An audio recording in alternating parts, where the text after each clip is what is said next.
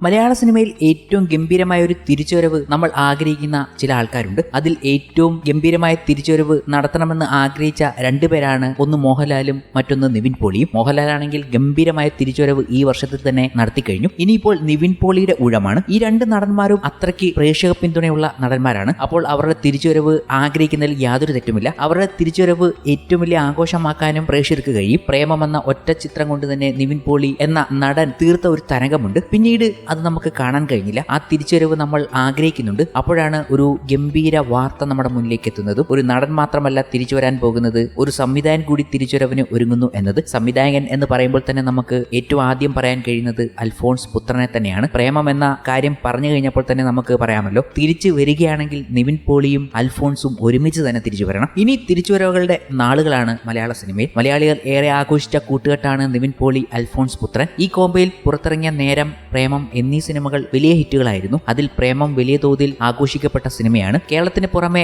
തമിഴ്നാട്ടിലും തെലുങ്കിലും പ്രേമം വലിയ സ്വീകാര്യത നേടിയിരുന്നു. ഇപ്പോഴിതാ ഈ കോംബോ വീണ്ടും എത്തുന്നു എന്ന സൂചനയാണ് പുറത്തു വരുന്നത്. കുട്ടു ശിവാനന്ദൻ നിവിനും അൽഫോൺസ് പുത്രനും ഒപ്പം പങ്കുവച്ച പുതിയ പോസ്റ്റാണ് ഇപ്പോൾ സോഷ്യൽ മീഡിയയിൽ ഏറ്റവും വലിയ ചർച്ച. ആര്യൻ ഗിരിജ വല്ലഭൻ സംവിധാനം ചെയ്യുന്ന നിവിൻ പോളി ചിത്രത്തിന്റെ പ്രോജക്ട് ഡിസൈനറും കൂടിയാണ് കുട്ടു ശിവാനന്ദൻ. സ്വപ്നങ്ങൾക്ക് അനൗൺസ്മെന്റിന്റെ ആവശ്യമില്ല, ശരിയായ ആളുകൾ മതിയാകും എന്ന ക്യാപ്ഷനൊപ്പമാണ് കുട്ടു ശിവാനന്ദൻ ഫോട്ടോ പങ്കുവച്ചത്. ഒപ്പം #ready NPAP എന്നിവയും ഉൾപ്പെടുത്തിയിട്ടുണ്ട്. ഇതോടെയാണ് നിവിനും അൽഫോൺസും വീണ്ടും ഒന്നിക്കുന്നുവെന്ന റിപ്പോർട്ടുകൾ ശക്തമാകുന്നത്. 13 വർഷങ്ങൾക്ക് മുമ്പ് യുവ എന്ന മ്യൂസിക് ആൽബത്തിലൂടെയാണ് നിവിൻ പോളിയും അൽഫോൺസ് പുത്രൻ കോംബോ ആദ്യമായി ഒന്നിക്കുന്നത്. നസ്രിയും നിവിൻ പ്രധാന വേഷങ്ങളിലെത്തിയ ഗാനം വലിയ ജനശ്രദ്ധ നേടിയിരുന്നു. തുടർന്ന് നേരം എന്ന അൽഫോൺസിന്റെ ആദ്യ സിനിമയിൽ ഈ കോംബോ വീണ്ടും ഒന്നിച്ചു. തമിഴിലും മലയാളത്തിലുമായി പുറത്തിറങ്ങിയ സിനിമ മികച്ച പ്രതികരണങ്ങളോടെ വലിയ വിജയം നേടി. തുടർന്ന് 2015 പ്രേമം എന്ന സിനിമയിലൂടെ അൽഫോൺസും നിവിനും വീണ്ടും എത്തുന്നത്. സായി പല്ലവി, മഡോണ സെബാസ്റ്റ്യൻ, അനുപമ പരമേശ്വരൻ, കൃഷ്ണശങ്കർ, ശബരീഷ് വർമ്മ എന്നിവർ പ്രധാന വേഷങ്ങളിൽ എത്തിയ സിനിമ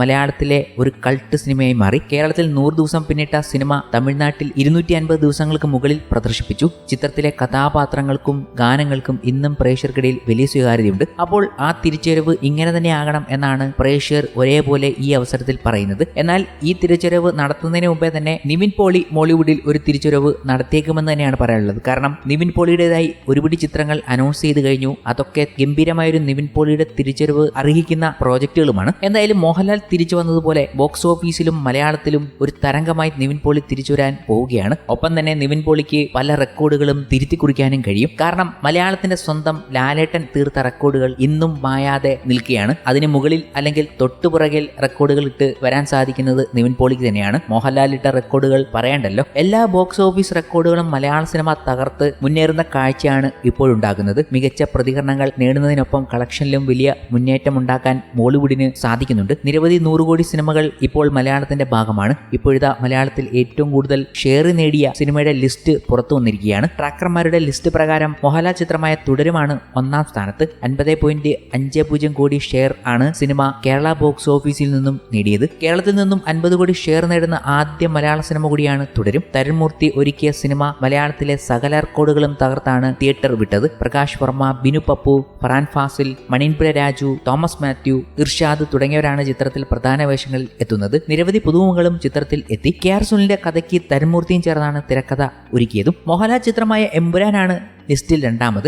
39 കോടി ഷെയർ ആണ് എമ്പുരാൻ കേരളത്തിൽ നിന്നും നേടിയത്. മികച്ച പ്രതികരണം നേടിയ സിനിമ 325 കോടിയാണ് ആഗോളതലത്തിൽ നിന്നും നേടിയത്. പൃഥ്വിരാജ് സംവിധാനം ചെയ്ത ചിത്രത്തിന്റെ തിരക്കഥ ഒരുക്കിയത് മുരളി ഗോപിയാണ്. മലയാള സിനിമയുടെ ആദ്യ 300 കോടി നേട്ടം കൂടിയാണ് ഇതോടെ എമ്പുരാൻ നേടിയെടുത്തത്. 266.45 കോടിയാണ് എമ്പുരാന്റെ ആഗോള കളക്ഷൻ എന്നാണ് പ്രമുഖ ട്രാക്കേഴ്സ് നൽകുന്ന സൂചനകൾ. 105.43 കോടി ഇന്ത്യയിൽ നിന്നും നെറ്റ് കളക്ഷൻ സ്വന്തമാക്കിയ സിനിമ ഗ്രോസ് കളക്ഷൻ 124.40 കോടിയാണ്. ജൂഡ് ആന്റണി ജോസഫ് ഒരുക്കിയ 2018 ലിസ്റ്റിൽ 3ാം സ്ഥാനത്ത്. 36 കോടി ഷെയർ നേടിയ സിനിമ ആഗോള ബോക്സ് ഓഫീസിൽ നിന്നും 200 കോടിക്ക് മുകളിൽ നേടിയിരുന്നു. മോഹൻലാലിന്റെ തന്നെ പുലിമുരുകനാണ് 4ാമത്. വൈശാഖ് സംവിധാനം ചെയ്ത സിനിമ 34 കോടി ഷെയർ ആണ് കേരളത്തിൽ നിന്നും നേടിയത്. മലയാളത്തിന്റെ ആദ്യ 100 കോടി സിനിമയാണ് പുലിമുരുകൻ. 32.75 കോടി രൂപ ഷെയറുമായി ആടുജീവിതമാണ് 5ാം സ്ഥാനത്തുള്ളത്. ബ്ലസ്സി സംവിധാനം ചെയ്ത ചിത്രത്തിലെ പൃഥ്വിരാജിന്റെ പ്രകടനം ഏറെ ശ്രദ്ധ നേടിയിരുന്നു. ഇതാണ് മോളിവുഡിൽ ഏറ്റവും കൂടുതൽ ഷെയറുകൾ നേടിയ സിനിമകളായി മാറുന്നത്. ഈ ഷെയർ എന്ന് പറയുന്നത് പ്രൊഡ്യൂസറിന് കിട്ടുന്ന വരുന്ന കണക്കുകൂടിയാണ്. ഏറ്റവും കൂടുതൽ ലാഭമുണ്ടാക്കിയ സിനിമ എന്ന് തന്നെ പറയാം. ഇനിയൊരു നടന് ഇതിന്റെ അടുത്തെങ്കിലും എത്തണമെങ്കിൽ അത് ചിലപ്പോൾ നിവിൻ പോളിക്ക് മാത്രം സാധിച്ചേക്കാം. അത് സംഭവിക്കണമെങ്കിൽ ഈ അൽഫോൺസ് പുത്രൻ നിവിൻ പോളി കോംബോ വരിക തന്നെ വേണം. എന്നാലേ ഇങ്ങനെ ഒരു ഗംഭീര നേട്ടം സ്വന്തമാക്കാൻ സാധിക്കുകയുള്ളൂ. അതിനുവേണ്ടിയാണ് അവർ കാത്തിരിക്കുന്നത്. ഇങ്ങനെ ഒരു തിരിച്ചുവരവ് കൂടി ഇവർ അർഹിക്കുന്നുണ്ട്.